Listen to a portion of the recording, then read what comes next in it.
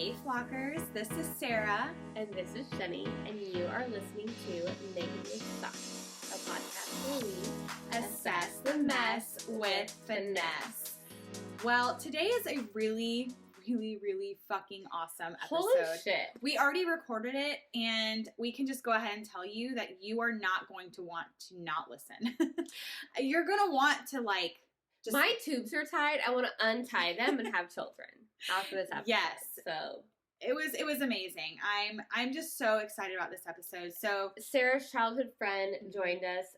She is a midwife, and she goes into all of the details about certifications and education and postpartum depression, things like that. Misconceptions. Yes. Girl, it was an amazing episode, and we're so excited to share it with you. Yes. We really hope that you feel inspired. So let's get into it. Thank you, Paige, for being with us today and being our third guest. Third guest, I think. Okay. I met Paige when I was elementary school? Yeah, like 6 or 7. Yeah, we were so young. So we go way back. We have both seen each other in childbirth. Yeah. we have seen each other at all the stages of life. Yes. We've even been there when life has happened. So that's kind of, we went to school together. She actually went to the elementary school that I went to, and then went to another school that I was at. So we were at Calvary, then we went to Warner, and you left Warner. Yeah. You're a couple of years younger than me. So, I'm so young. But yeah, so but it was like throughout the years, but then as we got older, like, I think it was when I was in college was when we more became like friends, like actual friends. Yeah. Well, we were in band together. Mm-hmm. Perfect. Yeah, totally. We were in band together. Yep. And our parents worked together for forever.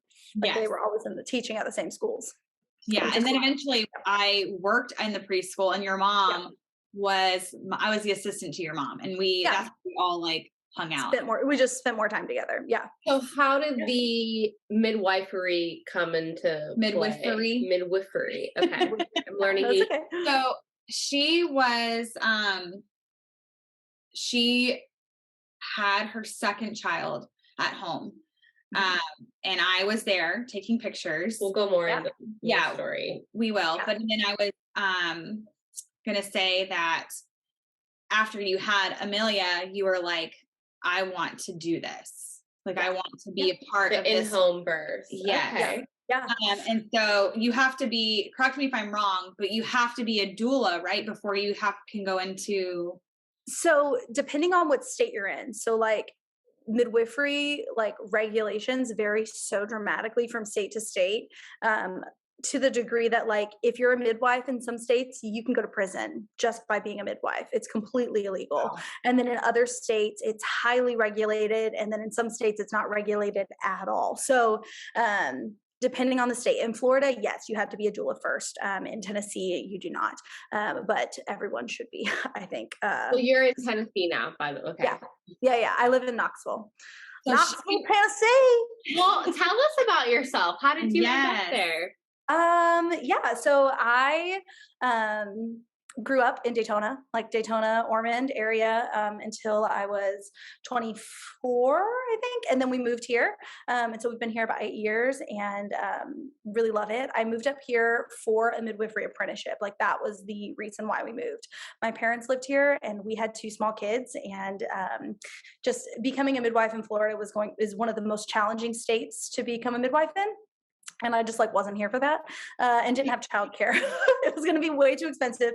So my parents were able to watch my girls while I was in school. And so we moved up to Tennessee, and we really just love it. It's also arguably one of the best places in the country to practice as a midwife, or to be under the care of a midwife. There's a lot that we can do in Tennessee, breaches, twins, vaginal birth after cesarean, all those things that in other states are illegal to do. So, I have 3 kiddos. I have Eliana, who is 10 and a half. Isn't that disgusting, Sarah? That is It's so gross. Yeah. She's like getting ready to start her period. And I'm like, oh, no. I'm like, you have. I remember when she was like 2. It just, oh gosh, it's, yep.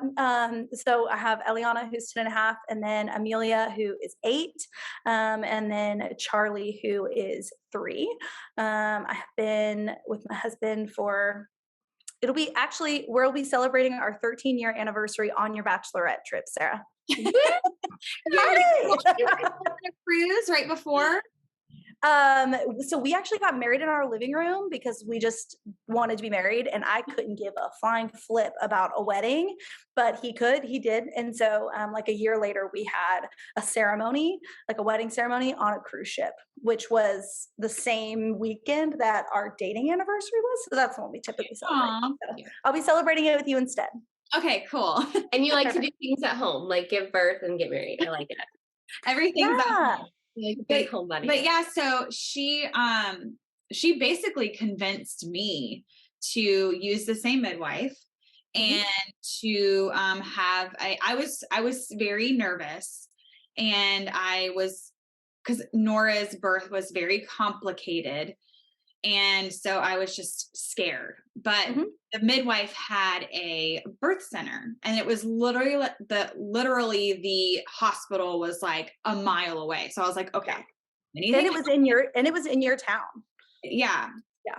It was in St. Augustine. So with Nora, was she vaginal or C-section? Vaginal, but there was a lot of things that happened. But so I wanted to have she was going to be a midwife, and she was doing her doula, and I wanted her to be my doula. And I say to this day, that I could not have gone through that birth without her. Like, I don't understand. And I know you see it every day, but I don't understand how women just give natural birth and they're just like, yeah. And I'm like, get me the fuck out of here.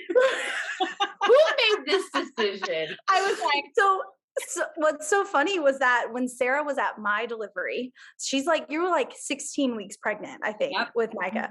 And I remember looking at you dead in the eye, and I was like, Sarah, don't do this. This is a bad choice. Please go to the hospital. I regret this decision. Get the drugs, please. And she was like, ha ha ha, you're being so funny. I was like, I am not being funny. I am so serious. This was a bad choice. Instant regret. Okay.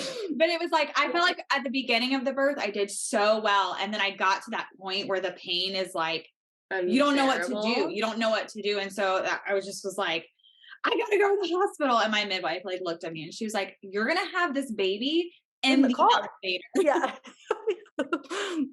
It's like, oh crap, I've committed. Yeah, actually, I have a photo of me and you at your delivery with Micah, hanging upstairs in my office. I know, I'm so tender. But yeah, so that's basically our backstory of how I've known Paige my whole life. And she's seen your vagina, you've seen her vagina. We've seen more times than that too. Yeah. We're just not talking. And we have a bachelorette trip coming up, so some more vagina. You never know, But okay, so that's what we're talking about today. Is let's start with a little bit of this or that. Yeah, let's do that part. That's good. That's good. Just to get to know you on a more personal level. So, not that we're not already getting personal. Yes, y'all know what time it is. Seriously. Okay, it is time for, it used to be, Would You Rather. I mean, we could go back and forth. No one is but it's now this or that. We like this or that. Do you want to? Yes, I'm going to ask you. Okay, ready? All right. I'm ready. I think I already know the answer to this just from our conversation the last 5 minutes. Vacation or staycation? You would think you know the answer, but 100% vacation. Let me challenge you. No, vacation for sure. Really? Okay. Yeah, don't get me wrong. Knoxville's a cool place to be. There's a lot to do, but it's also freaking cold, half the year, and I'm just not into that. So, and also with like my job, it makes it really hard for me to leave the area because with the volume of clients that I take in my practice, I'm So basically are you on call all the time? Like if someone called you right now and was like, I'm having a baby, you would just have to go. So in short, yes, but in long, no. So I own the practice, but I had a student about a year and a half ago who graduated, and I hired her, and so she works for me essentially for our practice. So we share clients, and so we each get off call time. So right now I'm second call. So if she got called to a delivery, then I would have to be like on call. But right, but like also we deliver babies here in the office, and so the next person to deliver likely, you never know, will probably deliver here. So if she calls and says, "Hey, I'm in labor," then yeah, I gotta go. Here we go. Here's to your vacation coming up in March. Yes. Well, get this. I'm going on vacation in 4 days. We're going on a cruise to Mexico. Yeah. Oh, that's and then fun. I'll be home. Yeah, I'll be home for like 5 days, and then we go to Bachelorette. So I only took just a few clients in March because I knew I'd want to do a lot of traveling. So sweet. Yay. Well, good for you for owning your own practice and being able to do that. Yeah. Which we'll link it. So we'll link it. Okay. Netflix or Hulu? I don't watch a ton of TV these days. I'm more of an audiobook girly. But Netflix for sure, if I had to pick. I just finished Jenny and Georgia. It took me 2 years. I started that. Yeah. I just started that. Oh, I loved it. Oh, I loved it. Mm-hmm. Yeah. Okay. Early bird or night owl? You have to be all of them when you have my lifestyle. Because babies are born whenever they want. Naturally, I would say I'm a night owl, but I get so much more accomplished when I get up in the morning. So like most of the time I would say an early bird, not because I want to be, but I'm a night owl and she's an early bird. So I am an early bird. Yeah. See, I can stay up super late, but I'm not productive in like late at night. I'm not either really productive in the morning. So that makes sense. Okay. Yeah. Good answer. Camping or glamping? Neither. Yeah, no, I don't want to do that at all. I don't want to be outside unless there is a body of water that's not a lake that I can be in front of. Just a cabin. Okay, so like glamping is like where you got your AC and you've got like all the things, but you're in the So my parents have a camper, and even then I'm like, where's the cabin? So we're gonna park the camper next to the cabin, right? And like that's great. Perfect. Yeah, I want a tankless hot water heater. I want to take a bath. So reality shows or documentaries? If I had to pick, probably a documentary. Okay. Yeah. But I would probably not. It's like you don't feel as guilty watching TV. You're like, oh, I'm learning something. Yeah. Mostly I like to watch things that are truly feel like really like truly dramatic that make my life look boring. Because I feel like my life is very dramatic, and so I want to feel boring. And so like serial killers make me feel boring. So that's serial killers fascinate me. I could watch that shit all day. I'm just like yeah. But again, I would much rather like do a podcast or like an audiobook. Yeah. I love an audiobook. Yeah. Animals or people? Neither. I'm kidding. I hate everything and everyone. No, definitely not animals. I love animals that don't belong to me. So we have a dog, and like everyone else loves her, and she's a good dog, but like it's just not my thing. So people for sure. Yeah. Yeah. I don't need to keep anything else alive. Like I'm responsible of enough keeping of alive. So like I don't want an animal. I like that perspective. Yeah. Paige, what is a midwife? Like, honestly, I actually just talked to someone, and I was telling them about what we were about to do and who our guest is. And I was like, she's a midwife. And they're like, what's that? And I think Jim Gaffigan actually has a joke where he says like, so we used a midwife. Yes, we believe in witchcraft. Yep. So tell us, because we can't just assume people know. Totally. What is a midwife? Yeah.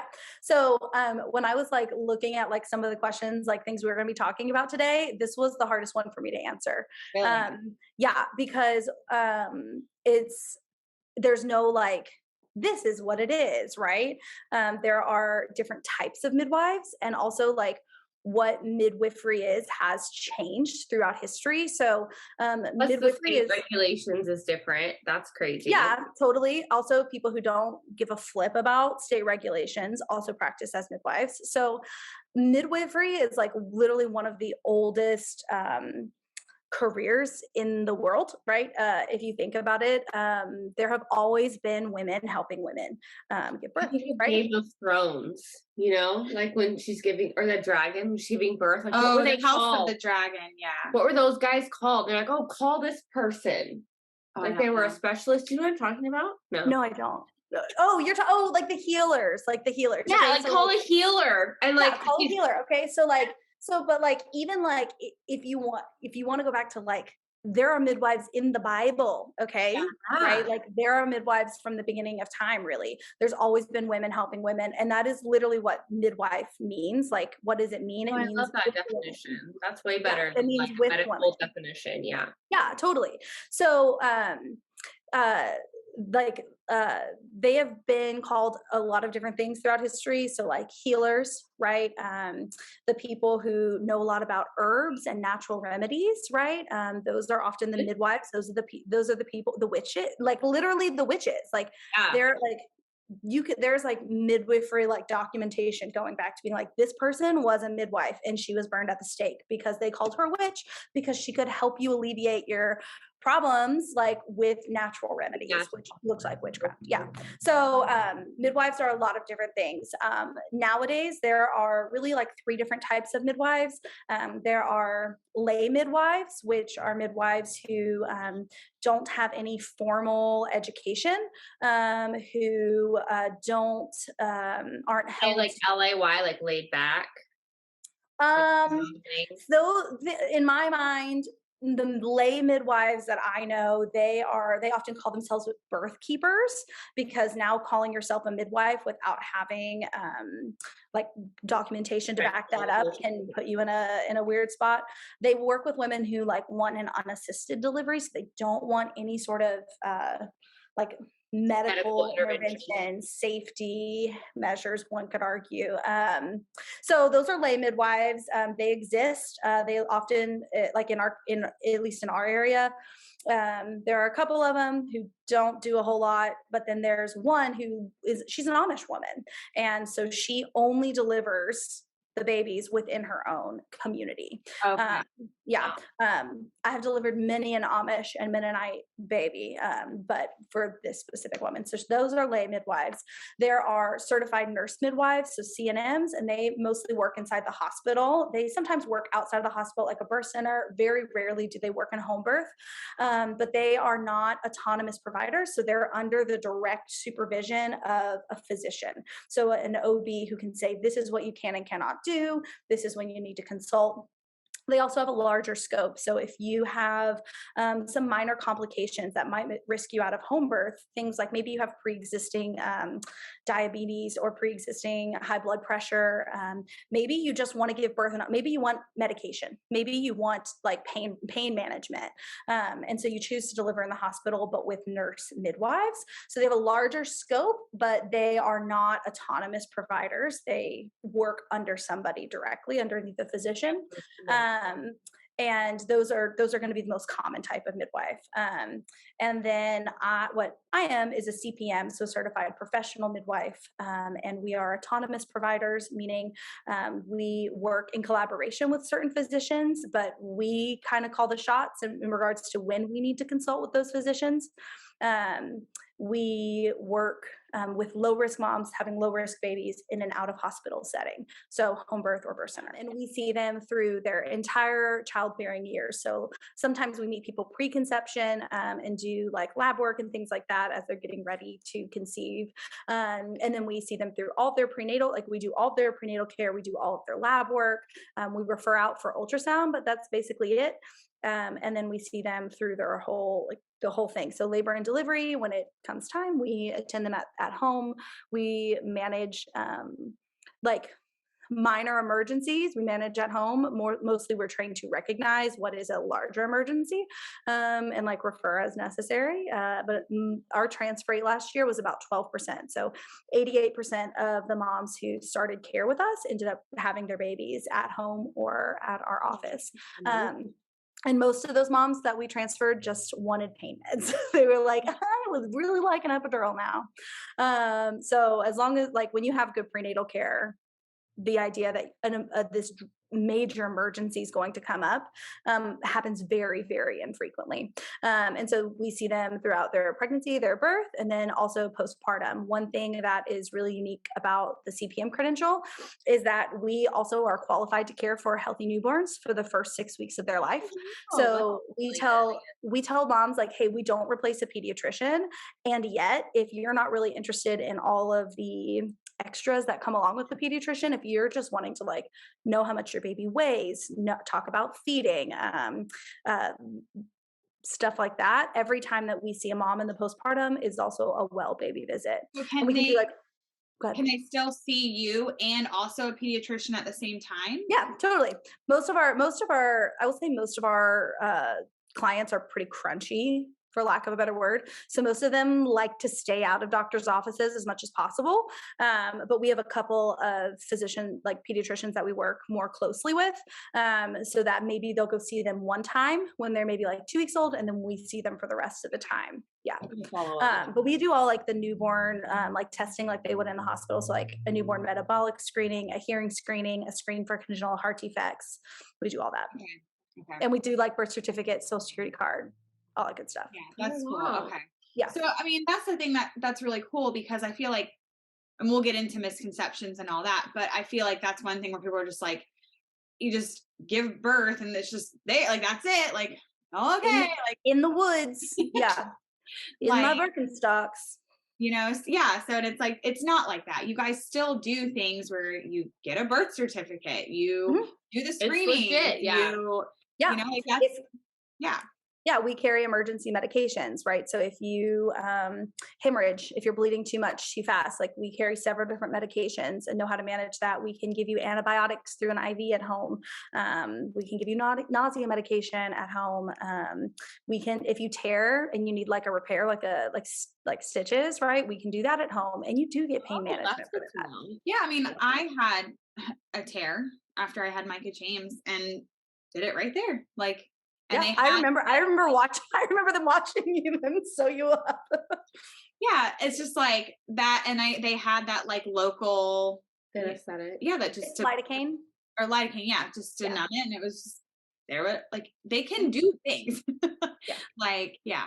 It's So like a lot of midwives hesitate to call themselves like medical professionals, because what we do is so much more than just medicine, right? Like most midwives tend to be less medicine-based and more holistic. But in reality, licensed midwives are trained medical professionals. Yes. Yeah. Agreed. Okay, so what inspired you to become a midwife? Well, let's just answer that first. What inspired you to become a midwife? Yeah, so I had my first baby really young in the hospital. I just did what society tells you. How old were you? I was 21. I was 21 when she was 18 when I had my daughter, and it was traumatic. Yeah. Yes. Literally. Right. Yeah. And I didn't know a ton of what to expect. I was always super interested in birth. And I was there when my mom had my brother, who's 9 years younger than me. And I was like in there, and the doctor was like, Paige, you have to move. And I'm in there with like my bowl cut and overalls, like, glove me up, doc. I'm ready to catch this baby. I'm ready. I got you, brother. My hands are ready. So anyways, I had a really awful experience, and don't get me wrong, like I'm really grateful for that experience in the long run, because I would not have ended up where I am today had I not said, I never want to do that again, you know? And so I said to my husband, I was like, I know we want more kids. but I'm never doing that again. So we're going to have to figure something else out. And so I did a lot of research, talked to a lot of people, interviewed a ton of midwives, and ended up finding our midwife, I should say, Sarah, who I talk to literally every week, by the way. She's doing great. And had this really beautiful redemptive home birth. Don't get me wrong, it wasn't easy. Like it wasn't like it is in pictures. Sarah took pictures. There's one picture where I look like I am like the most powerful warrior bitch giving birth. No, I was just not framed in your office, just like no. So the thing is that that's what I looked like, but I was actually just in a really deep squat and couldn't get up. I was not having a contraction. I was not pushing out my baby. I was just like, I don't have the lower leg strength. Okay, so that was so like nobody has to know that. Nobody has to know. I did a really good job getting the moments. Okay, okay, but do you remember when you put my vagina on Facebook? Oh. Well, Paige remembers clearly. No, I mean, we caught it. She like immediately texted me and was like, Sarah, you can see my vagina. And I was like, and she was like, no, you can't. No, you can't. I was like, Sarah, I'm not mad. Like, if you've seen one, you've seen them all. Take that down. I don't think but like, do you mind? Yep, there it is. All right. Anyways, so I had this really beautiful experience, and I more than anything, it wasn't so much about the experience of the giving birth. It was the prenatal care. It was the postpartum care. I had such severe postpartum depression after my first birth, and no one knew. Literally, I didn't even know until I started to come out of it. And then I was like, oh shit, I have postpartum depression. This is not normal. But I never had like anybody ask me about it. When you have the follow-up care is just, it's insane. I went at 2 weeks and they said, how's breastfeeding going? I said, really bad. And they said, cool, see you in a month. And then you go back and they're like, what do you want for birth control? And like, literally that's it. So I knew that I needed something different. So yes, the birth experience was wonderful, but it was the quality of care that I received throughout my entire. God, my tubes are tied. You're making me want to have another baby, though. I know, right? Let me help you. Traumatic. I was like, I don't ever want to fucking do this again. 100%. Yeah. Like do whatever you have to do, so I don't have to have this another child. I can just go ahead. A brief view into my 18-year-old, you're not educated, you're 18, hospital experience. You literally just graduated high school. I don't know what's going on. I don't know what breastfeeding is. I don't know anything. Sure. I couldn't hold my daughter after I had her, had an emergency C-section. It was awful. Literally the worst experience of my life. And then I don't remember the circumstances exactly of why the nurse kept coming in, but I basically threatened her life. Yeah, totally. Mm-hmm. And then they made me do a psych evaluation before I could have my child back. Because I was like, I will fucking kill you if you walk in this room one more fucking time. I will kill you. I'll cut you. And I was like, try me, bitch. She's crazy. Somebody help her. Yeah. And they took my child away briefly so I could be reevaluated. And I'm like, no, this bitch just keeps getting in my space. If you would just give me my kid and leave me alone, we'd be fine.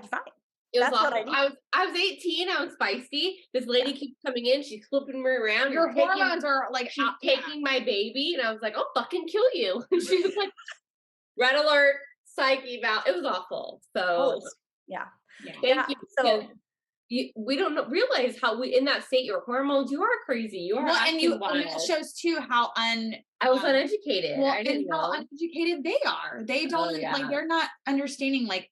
You literally just gave birth. Your hormones are just out of whack. Your body's trying to regulate itself. Well, and culturally, she was a different culture than me. So looking at me, I look like this like poor teenager. Sure. Well, and I also think about it too, is like that postpartum nurse, like she was just there doing a job. Yeah. She didn't know you. She didn't know you. She didn't know your preferences. She didn't know your past experiences. She probably didn't even know how your delivery went prior, other than just you had a C-section, because that's a totally different floor. So the thing about midwifery care, this like private practice midwifery care compared to that in the hospital setting, like, you know us. Like, I wanted to know who my provider was. I wanted them to know my history. I wanted them to know my fears. I wanted them to know what I wanted from this experience, and to feel like I could be heard. And that's ultimately like what I got. Don't get me, like I said, it wasn't perfect. There were bumps in the road. There was one time where I was like, oh my gosh, am I going to fire my midwife? Because they kept calling me Carol and not Paige, but she never did. It was her office staff, but I get it. I have a first name of a last, like, but I was like so emotional. Right. And I was just like, hey, this is annoying. This is really bothering me. And she was like, I am so sorry. And I will make sure it never happens again. And it never did. So like, it was so much more than just the birth. It was the quality of care that I received throughout my whole experience. And when I went to my last postpartum visit, keep in mind, I saw my midwife at like 2 days postpartum. How often do you see a midwife? Yeah, so it depends. Again, like even like in Tennessee, there are other midwives that I know that live like, an hour and a half away, and their postpartum schedule is a little bit different. Our postpartum schedule, typically we go back to the parent's house at like 24 to 48 hours. And do like a first visit. And then we see moms generally between 1 and 2 weeks, 4 weeks and 6 weeks. And then my practice also, we have postpartum groups. So it's available to any mom, depending on how old your baby is, up to 6 months postpartum. Okay. And we get together. So there's like 15, 20 women that come to that every other week. And it just creates an opportunity for community. It creates an opportunity to share our stories.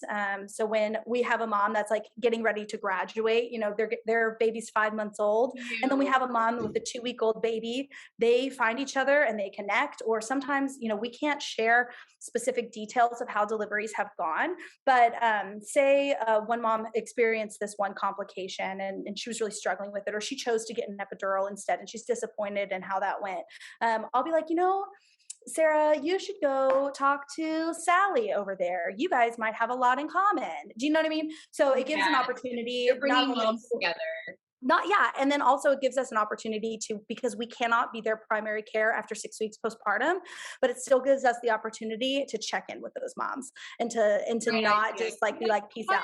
So you're providing more than care. It's resources and community. Yeah. Community of people. In that time of life, you need community. You need to be around other people that have experienced the same thing you have. Yeah. And also like, don't get me wrong. Yeah. And like, don't get me wrong. We serve like a large type of clientele. Not all of our clients have the same type of lifestyle or values. We do live in the Bible Belt. So there's a lot of that, but we serve a diverse community. But most of the moms that come to postpartum group and stay and they're there every time are our first time moms. And those are the moms who are like in the trenches. They don't know what everything is new. They maybe like they are the first one. I know, like when I had Ellie, I only had one friend who had a child. Like everybody else was still young and living it up. When I had my daughter, I was like watching my best friends go to prom and like graduate high school, and I wasn't allowed to walk, and I had no friends. And I was I blacked that out. I actually don't remember that part, so it's probably so traumatic. My brain just like, I don't remember. 100%. I do remember being like, I wish I went to prom, but I have a baby, so I have a child instead. Yeah, so that's good. But that's good, right? Yeah, I love that. But know what? I didn't get therapy. I didn't have support. They should put resources for you as a 18-year-old mom. Like, hey, you need this. Like, here's things that you can go the hospital, and people are like, oh, you're crazy. You can't have your baby back. Like, I can't even. Like, So when I went to my 6 week, when I went to my final checkup with my midwife, I like burst into tears, and she was like, oh my God, what is going on? Like, I thought because my postpartum was so much better that time. She's like, I thought we had really avoided this postpartum depression. So like, what's going on? And I was like, I'm not depressed. I am great. I just don't want to leave you. But it wasn't her. It was, the way I described it is like, I found my people. Like I felt my best self when I would count down the days to my prenatal appointments because I just felt like a whole person when I was there. I loved talking to people about my choice to have a home birth before I even had a home birth, right? So I loved educating people, all those things. So I said to my husband, I was like, listen, we can either keep having babies or I need to be involved in this work. I need to be in this field because I can't see myself not being in it anymore. And he was like, well, we're not having any more babies right now. So I very quickly went and got my doula certification, which it's like a weekend, it's like 3 full days, like a Friday, Saturday, Sunday. You watched Ellie, I think. I did. I watched Ellie while I went to my doula training. And I did that, and I attended a couple of deliveries as a doula. And I really, really felt like I wanted to be a midwife, but being a doula would have been much more convenient for my life at the time. So I attended a couple of deliveries as a doula, and don't get me wrong, I have such an incredible respect for doulas and value what they do, so much so that we require our clients to hire doulas. Certain doulas or certain clients are required to hire a doula. So that's how much I value them, but it was just not what I felt called to do. I really felt called to be a midwife. And so when my baby was 5 months old, we packed up, we moved from Florida to Tennessee, and I began a almost 4-year process of becoming a midwife. And I did that through a traditional apprenticeship. So being a midwife is actually trade work, right? Just like a lineman, why, you would go and you'd get an apprentice, or a blacksmith, like it's trade work.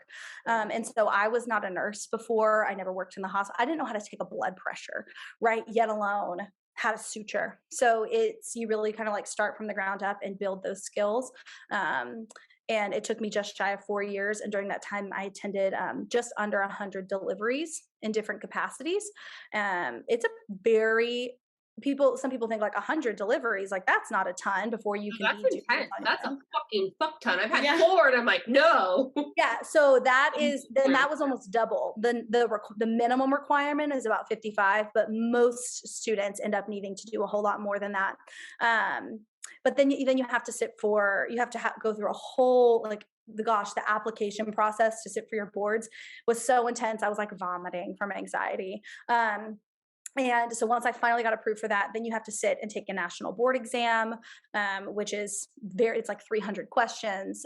You have to pass that with, I want to say, like an 85 or above. So you can't just like, oh, I barely got it, right? So there's a lot of training and hours and totally. knowledge and research and education. And they're on like boots on the ground type thing, where they're there. You are experiencing it. You're not just in a classroom learning setting. Yeah. You are there. Yeah. And you're like immediately thrown into it. You learn as you do it, right? I didn't learn how most vulnerable. So you're having to also adapt to that like environment. 100%. Those like intense emotions. Like you're a therapist, Yeah. And so much of learning to be a midwife is not just can you take a blood pressure? Can you suture? Do you know how to listen to fetal heart tones? Like it's so much more than that. It's also like, how do you talk to people how do you deliver really shitty news? The amount of times I've had to tell somebody, hey, I'm so sorry, but I think that you're having a miscarriage, right? Like, and like not only the work that you have to do to be able to like verbalize that in a way that they're going to be receptive and less traumatized, but then you also have to deal with their trauma, which then becomes your own. I feel that. Yeah. It's so much more. So it's so much more about like the relationship. We talk about that. We do consultations before we let a client hire us. Before we say, yes, we'll be your midwives, we require to meet you in person. And we talk about it, what we do and how the process works. And we talk about how like it's midwifery care is relationship based. You have to be able to trust us, but we have to be able to trust you too. So and that can take some time. Okay. So what are some What are some misconceptions about midwifery that people just kind of like blanket, statements and things like that about what you do? that you're crazy. You're not a witch. That you're a witch. That I'm a You're witch, and that the only thing I'm going to show up with to your birth to keep you safe is like some sage and Birkenstocks, you know. And don't get me wrong, there are midwives. There are midwives who do that. But as far as like my practice in particular goes, that's a big one. A lot of people have misconceptions about home birth in the sense that they think it's really messy. A lot of dads are very concerned about the mess. And I can count on like less than 2 hands the amount of times that I've been like, looks like someone got murdered in here, right? Like, we did a birth at a hotel once for this little Amish lady, and there was blood on the ceiling. I was like, how did it get up there? I know. Okay, that's like not a great example. It's like a one-time thing. Okay. It's a one-time thing. And you know, I'm also like, was it there before? It was a sketchy hotel. You know, she lived on the side of a mountain, like 2 hours from a hospital. Like, we can't do that. It's probably more clean in the hotel than on the side of the mountain. Yeah. So anyways, but they think it's really messy. And as our rule is like, we are going to leave your house just as clean, if not cleaner than when we got there. We do all of your laundry. We take out all the trash. We, like it is really not that bad. We can get blood out of. Can you imagine? Because you have a newborn mom with a baby. The dad, like the dad's like, what do I do with this situation? I had the last delivery I had a few days ago. The mom like went in, like she had the baby, all the things. She walked in to go take a shower, and like when she came back out within 10 minutes later, she literally went, "It does not look like anything just happened." Her bed was like changed over, fresh sheets. There was like a tray of fruit on the bed. She's like, "This feels like luxury." And I'm like, "It is. You're welcome." You're welcome. You're welcome. So yeah, that's definitely a misconception for sure, is that it's like super messy. And so sometimes you guys feel like, we had the baby, peace out. Like, yeah, bye. Right. Yeah. Or they think like, who's going to take care of the baby? Who's going to take care of the mom and baby? It's like, well, we are. And so are you. Like you are, if you've been low risk your whole pregnancy, you just had a fairly uncomplicated delivery, like with the support of at least one other adult, you can take care of yourself. Like we give you guidelines of like, if this is happening, you need to call us. If this is, you know what I mean? This is what's normal. This is what you can expect. Yeah. It's like that misconception of like, because the hospital requires you to stay for so many days or whatever after birth. No, they hand you a packet. They sign this. They're like, all right, if you have a vaginal birth, you stay for 48 hours, right? Just to make sure everything's okay. But it's like, people can't get in their head, like, you can just go home, or you're home. You're just home. You're home already. Yeah, totally. Yeah. Well, scary. A lot of times, like, what do I do with this human? How do I strap in the car seat when you can just have the baby in the comfort of your home? Yeah. Like, and you're just there. And it's just, yeah, totally. So, yeah, those are a few of them. I think I believed every single one of those misconceptions at one point in my life before I knew any better. I was just ignorant. And thankfully, as a society, that is changing for the most part. There has been a lot of change in our country over the last like 5 to 10 years in regards to midwifery and home birth that has for the most part been really positive. So every year, more and more people are choosing to have their babies with midwives outside of the hospital. Every single year. She inspired you. I mean, I feel inspired if I wanted more kids. I'm sure you're inspiring people on the podcast. The same for me, like that experience of I had a really shitty hospital birth. I had a botched epidural.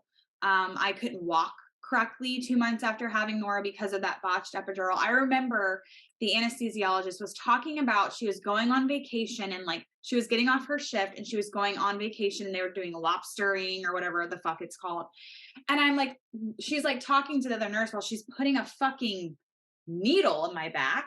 Yeah. And I'm like, and when she did it, like I felt something was off. I was like, something was weird. So my point was I had this really shitty bad hospital birth. Bad experience. And I was like, after, I experienced her daughter's birth and I was there and I was like, you know what? I can do this. Like, I can do this. Like, maybe I won't do it at home, but like, I can do it where I don't want anyone that could potentially hurt me there. I want to just you wanted to trust your provider. Yes, I wanted to trust that my body knew what to do, and it did. It knew exactly what to do.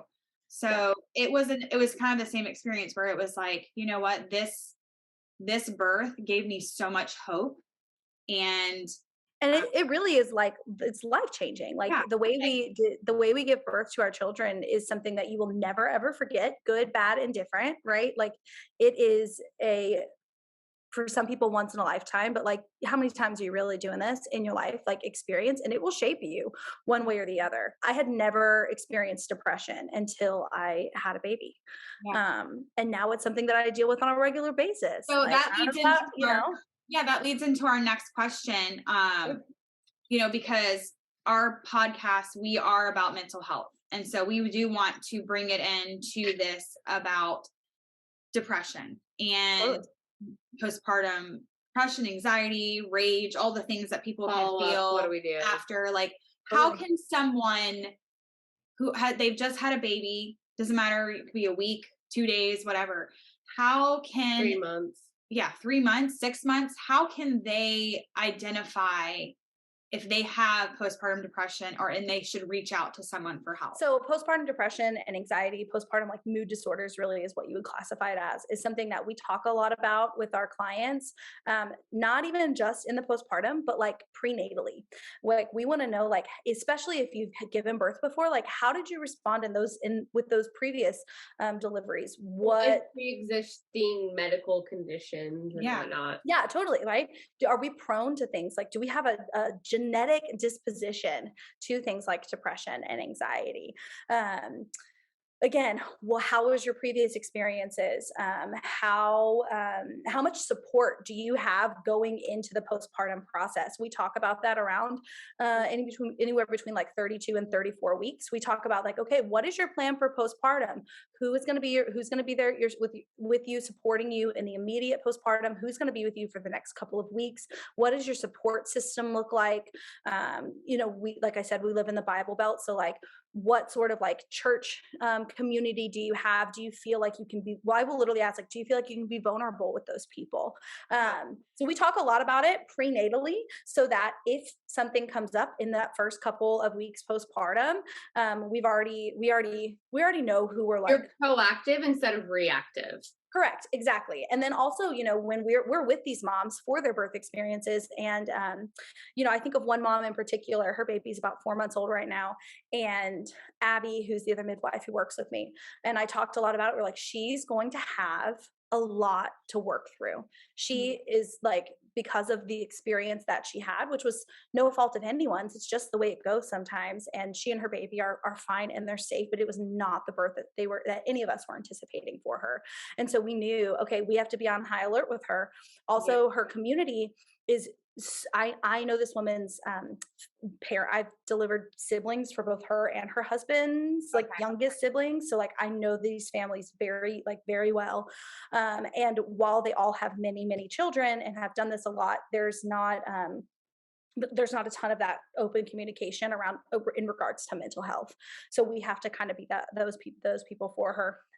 So we do a lot of it beforehand. We know these women, we can work through them with their throughout their birth experience and know like, okay, are they probably going to struggle a little bit more, or are they probably going to be in a better spot?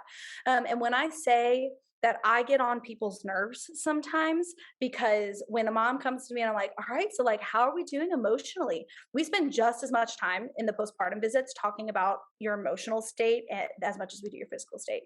And if they're like, I'm good, I'm like, okay, perfect. What does that mean? Yeah. Right? Good. Operationally define what that looks like to you. Yeah. Are we in survival mode, or are we like... Correct. Right? We talk about like, how much sleep are you getting? Because sleep is a huge... Yes, it is. This is when women kill their husbands for like sleep deprivation. Like you start hating totally. Yeah. It is a huge part of how you're going to be able to like be mentally well. So we try to figure out strategies for our moms to get at least 1 3-hour stretch of sleep every night. Like, not like, how can we fix this for like your baby? Like, the baby who wants to nurse all the time, assuming that like they're gaining weight and nursing is going fine and things like that, does not need to be fed every single 2 hours throughout the night.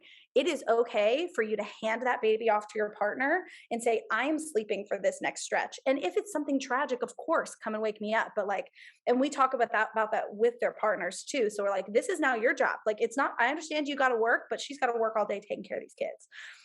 So we talk about how can we in the medical hospital, they're like, you need to wake up. They're like coming in, they're waking you up to feed your baby.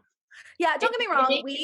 We talk about waking your baby up for the first couple of weeks, just to make sure that like they don't get too much jaundice and their weight is gaining. But we're talking about like in the long run. Yeah, and but then that traumatic experience in the hospital and coming home, and you feel like you have to do that. You have to, like, your baby's not going to survive without you. Is I feel like imprinted in mom's brain. Yeah. It's like they can't survive with the father. They can't survive with anyone else. It has to be only the mom's sole responsibility. Yeah. Love that you have the partner in there with them, like, hey, this is a group effort here. If it's not a partner, it's a mom or a best friend or some kind of support. Yeah.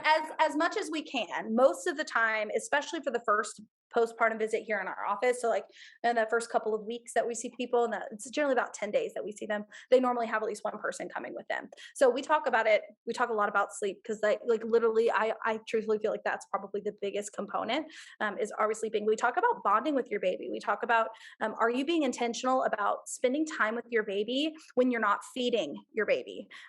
Because that can consume so much time that people are like, oh, you're hogging the baby. Well, you know what? It's my damn baby. So you need to like hog your baby, right? Are you doing skin to skin? Are you being intentional about setting time to bond with your baby? That is, and we talk about the expectation of like, my baby's born, I love you so much. Like, don't get me wrong. We intellectually as mothers understand that we love our babies when they're first born. But is it that deep, guttural, I want to literally eat you because I'm so obsessed with you kind of love that develops over time? Not normally. About that. Yeah, not normally. We're in survival mode. We have to keep this person alive. I have fluids coming out of every orifice of my body. I'm in pain. Like you are in survival mode. So like, if you are not being intentional about taking time to bond with your baby, it's going to feel like you're babysitting. Well, as a twin mom, I can say that one of my best friends basically lived with me on my couch. Yeah. I have 2 babies. You have 2 newborns. I can't even latch one without someone helping me latch the other one at this point. Totally. And I just remember being like, just take one of them. Like, just take one. Yeah. And it was so hard for me because it was like, I love them both, but I can't do both of them. Yeah. And so it's like I ended up feeling like I was bonding with one more, and I was like, oh, well, he likes you more. You go ahead and hold that one. It was just like, and I need to think about, you have to be intentional with both of them. And then there was like kind of that light in my eye. I was like, okay, I love both of these humans. I love them both. Yeah. Mm-hmm. But that takes time, right? Love grows. And while we understand intellectually that we love our children, especially after you've already had one, right? You're like, okay, I know that I will love this baby as much as I love my others. But like, if you're not intentional with that, it's going to take way more time. And one's latching and one's happier and this and that. And then the other one isn't good. And you're like, well, fuck you. Like, you must love your dad more. You love Val more. You know, it's just like, I just remember being like, that one doesn't like me as much. So I'm just going to hold on to this one. So it's just like, I mean, twins are different, but it's a little different. But that if you're having a hard time feeding or you're having a hard time sleeping, starting to take it personally like a mom. Yeah. And so we also talk about one of the biggest signs that you can recognize within yourself that unless you've been to therapy in the past, like you probably aren't going to be aware of, is intrusive thoughts. And so I'll ask my moms, are you having intrusive thoughts? And most of them go, what's that? And I'm like, intrusive. Yeah. It's like, here's an example. You are making a smoothie and you've got your baby, you're holding your baby and you're making your breakfast and you go, I wonder what would happen if I put the baby in the blender. Yeah. Just a thought comes. You have no intention of ever putting the baby in the blender. I'm just gonna put the baby down on the counter. It'll be fine. Like, you would never do that. And yet that is an intrusive thought. That is a sign that there is a chemical offset in your brain that needs to be addressed, right? and I give my own personal experience. I dealt with such insane intrusive thoughts, especially with my first baby. And it's something I still deal with. Like, thank you, Sarah at Readiness Counseling, who's helping me with that. Right. Not you, Sarah, other Sarah. And so like, I would say, I would be walking down my stairs and just envision a bed of knives.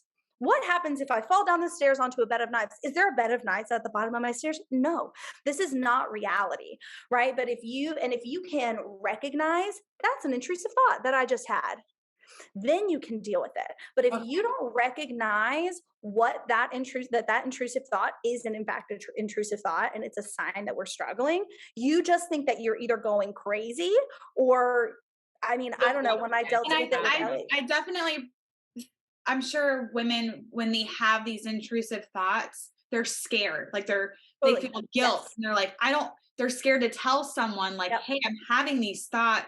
Because first of all, you don't want your baby taken away. You know, second of all, like, you don't want to be deemed crazy, but like, it's something where this not normal thoughts. They're not normal. They're not normal thoughts. Mm-hmm. And it's definitely something where you're like, you can talk to someone and be like, hey, I'm having these thoughts, but like, I would never do it, but it's scaring me. And I don't know. Yeah, totally. After I had my first baby, and I was in that deep, deep depression, for hours, I would visualize walking up 3 flights of stairs. Okay. I lived in a duplex, a single level duplex. 3 stories doesn't exist in Florida. Okay. I'm walking up 3 flights of stairs, and I take her and I throw her out of a window on repeat for hours. That is all my brain did for hours. And I did not even really recognize, hey, this isn't normal. Because I was you would never throw your baby out of a window. That's what I would never visualizing. Right. I would never do that. And it's not that I didn't even like feel like in reality, I didn't feel safe talking to anybody about that. Like I said, I only had one friend who had a baby at this time. And she was like, you know, so obsessed with her baby, immediately deeply in love, like would not relate to any of this. At least that's what it felt like on the outside. Or you're crazy, you need your baby to go away. Yeah. And I, you know, who knows what she was struggling with internally, but externally, I didn't feel like I could talk to her about that and she would be like relatable in any way. My family lived out of state. Like I was very isolated and alone. And it was only once I started to come out of that depression did I recognize that wasn't normal. Those weren't normal thoughts. Yeah. I was in a bad spot. And it wasn't until years later that I had a name to give to that.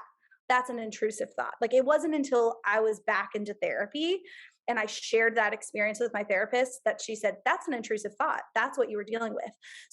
So a lot of times it's just giving people the language for them to be like, oh, actually not the blender, but like, I just, you know, every time I put my baby in the cradle, I just think that there's going to be a blanket over their face. And I'm like, well, do you have a blanket in the cradle? No. Okay. Well, how's the blanket going to get over their face? That's an intrusive thought. Yeah. So being able my son he loved like vigorous movement. And so I had a yoga ball. Yeah, we were bouncing him, and then thinking like, what if I just like bounced him to death? Like, what if I get him like brain and I just shake the baby so bad? Then I was like, but I'd still keep bouncing him. Like, oh my god, I could put my baby down from bouncing him to death. You know? Yeah. We talk about in those moments, especially because some people are like, this baby is just so colicky. They cry all the time, like no matter what I do, unless they're feeding, like they're screaming. And after we work through like, is there an actual clinical problem here? You know, which oftentimes there is. Colic or gas. Like colic, right? Colic, gas, changes that we can make adjustments in diet, see a chiropractor for the baby, things like that. But I say like, put the baby down. Just put the baby down and walk away. Moms, especially in this like deep, crunchy culture, are very much like, I need to, my baby needs to be with me at all times. I need to wear my baby at all times. Like I can't let anybody else. Or you feel guilt for attachment. This deep attachment parenting. And I was an attachment parent with my second baby, like pretty hardcore. And I can use that again as an example of being like, it is okay. When you are feeling so overwhelmed, you put that baby down and you walk away or take them outside or change the environment.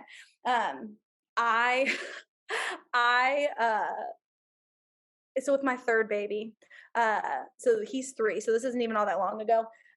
He was born with some pretty significant physical challenges. So he was born with like no elbows, no biceps, clubbed feet. It was very, very scary at first. And that was honestly the most mentally well I've ever been, because I immediately started therapy. Wow. And I had a really great birth experience, but I was like, I know, especially if I'm going to continue to be a midwife, that I have to work through this. Yeah. And so immediately start therapy. And like, I mean, he's like 10 days old and I'm seeing a therapist. Okay. Definitely. Because I knew this is going to be a problem. But I remember it was during COVID. So he was born in December, right before COVID started, hit in March. And I was in Florida, down in West Palm Beach, for treatment for his condition. And I was there by myself because you couldn't have more than 2 people, you know, the one parent and one for all these therapies, huge doctor's appointments, MRIs, like scary, big, scary things. And he was teething. And I started my period the next day. Like, this is the night the night before. So I was and I didn't know. It was my first cycle back. Okay. Wow. So I didn't know I was about to start my period. So he must have been about 6 months old. He's teething. I'm about to start my period. We're in a hotel and I can't go anywhere. And he's screaming in the middle of the night. And I'm like, Paige, I'm like, what would you tell your moms? Put the baby down and walk away. But I'm like, where the fuck am I going to go? Where am I going to go? You know? And so I called my husband at 2 o'clock in the morning. And I was like, you have to talk me down right now, because while I know that I will not harm my child, I want to real bad right now. Yeah. And so like, I want to face. He's gonna go. No, I understand shaken baby syndrome. I understand it, you know, in that moment, that's what I wanted to do. But because I knew these things, because I had this education, I knew, okay, I have to do something. What is it that I can do that's going to be productive and is going to put me in a better place, that I'm not going to do something, Which is why you're so adamant with your moms about the postpartum care, and like, who's your support system? Who can you call when you want to shake your goddamn baby? Like, yeah, exactly. Even at 8 months old or 6 months old, right? Because it's not a, okay, your baby's 6 weeks old, you're done, you're not postpartum. Postpartum depression can hit at any time, right? Well, it doesn't matter your education, your age, doesn't matter your support system. Like, it's going to hit you. However, and don't get me wrong, there are certain things that are going to make you more predisposed to be struggling with things like that. Also, like, what's your economic status? What's your rate? What race are you? Right? Like, all of those things come into play when you're talking about, especially if you look at the statistics, right? Well, also we talk about how about 1 in 10 dads actually struggle with postpartum depression. It's just never talked about. Wow. My husband had the worst postpartum depression after our son was born was awful. So he started seeing a therapist the same time I did. Ironically, they're married. And so just postpartum on dad. Yeah. It's a thing. It is a thing. Yeah, you know, beyond just like, okay, yes, now we have a third child, but like this was the boy that he had been wanting for so long, was going to go play football and all these sports with his boys because he's got all these little girls running around. And hey, his arms don't work. Right? Like, that's what sent anybody into a depression, right? Yeah. And so and then you have to be strong for him through that and support him at the same time you're dealing with your postpartum. And therapy, the thing is though, is that therapy is a privilege. Medication is a privilege. It is not accessible to everybody equally. It is not. I was in a place where I had the education to know this is what I need to do. I had the support system to say, yep, they can watch my kid while I go to therapy. I had the finances. I had to be able to afford this type of care. And that's not across the board. And so those are the people, and the hard part is that that demographic of people that aren't as privileged as I am aren't typically the people who come to us because they don't know about you. They're not exposed. Well, and state insurance doesn't cover the cost of home birth. It doesn't cover the cost of midwifery care. So there's a gap there.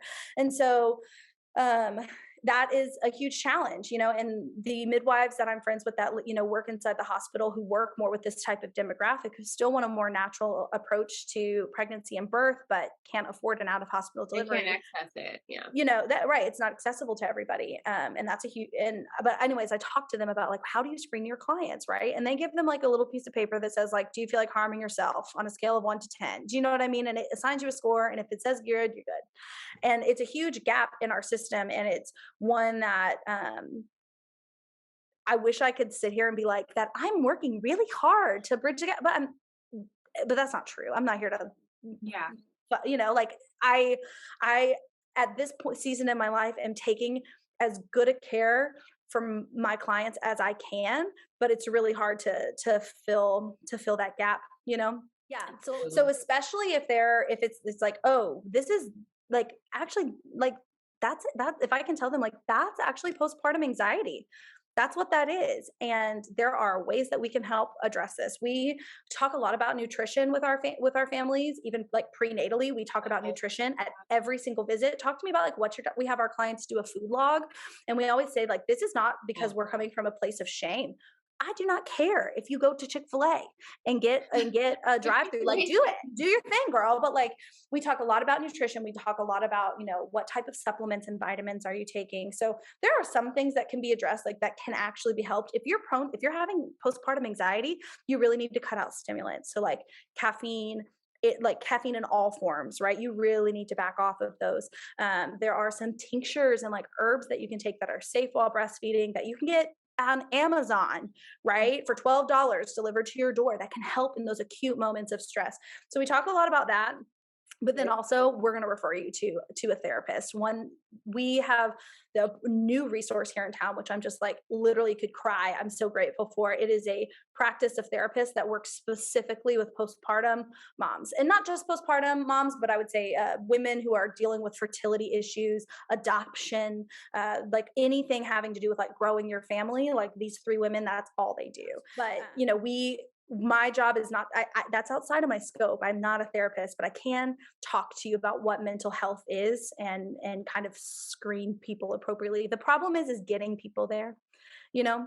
A lot of people can be a little prideful, right? And that's just the ego kicks in. Yeah. Well, and I think we feel so much guilt,